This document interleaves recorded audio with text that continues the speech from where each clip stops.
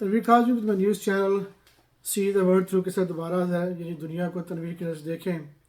19 April میں پاکستان میں ایک بڑی اہم خبر تھی جو میرے لیے پھر چونکا دینے والی تھی کہ ایک گاؤں میں کسی شہر میں ایک باپ اور فیملی کی رضامندی سے ایک 14 سال کی بچی کا یا 14 سال لڑکے کا 13 سال کی بچی سے یا ایک ہی ایج کے تھے، عمر کے تھے، ان کا نکاح ہو رہا تھا اور پولیس نے چھاپہ مارا اور ماں باپ کو پکڑ لیا اور جو مولانا صاحب تھے ان کو بھی جیل میں ڈال دیا ہے۔ تو پھر میں کہوں گا ان پولیس والوں سے، عدالتوں کے نظام سے کہ آپ کس کو فالو کر رہے ہیں؟ آپ تو پاکستان جو قرآن اور اسلام کے نام پہ بنا تھا اس میں آپ کون ہوتے خلل ڈالنے والے؟ آپ کو کہاں لکھا ہے؟ قرآن کلیئرلی بتا رہا ہے، قرآن بتا رہا ہے، بائبل بتا رہی ہے کہ مریم علیہ السلام جب پریگننٹ ہوئیں، جب انہوں نے بچہ جانا وہ 12 سال کی تھی۔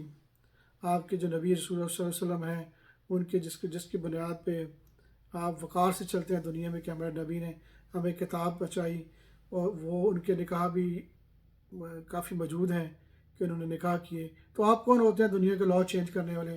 کون ہوتی ہیں یہ وہ خواتین جو کافی پاورفل ہیں کہ وہ فورس کر رہی ہیں ایسے غلط کام کروانے میں جس سے اللہ کا قہر نظر ہوگا؟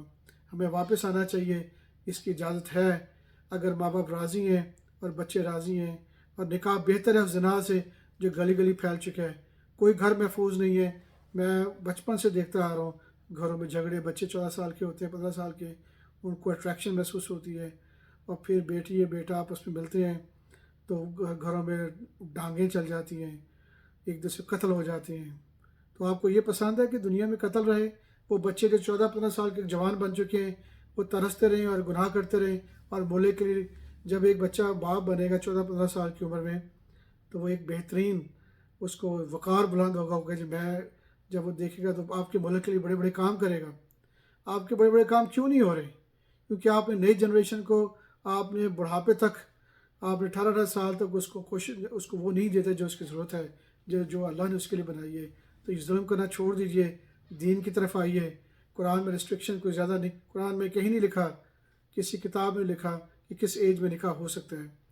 ہاں آپ یہ کہہ سکتے ہیں کہ یہ کوئی زبردستی تو نہیں ہوا ماں باپ کے بغیر، یا کوئی بچی کمپلین کرتی ہے تو اس کی اگر اس کی کوئی کمپلین ہے یا بچے کی کمپلین ہے آپس میں، اگر ان کو ینگر ایج میں، چھوٹی عمر میں، ویسے تو میرے گھر میں بھی آپ دیکھیں گے آپ کے بچے ہر روز شکایتیں کرتے رہتے ہیں ماں اور باپ کی 24 گھنٹے، تو اگر ان کی بھی کوئی شکایت ہے تو اس کو دور کیا جا سکتا ہے۔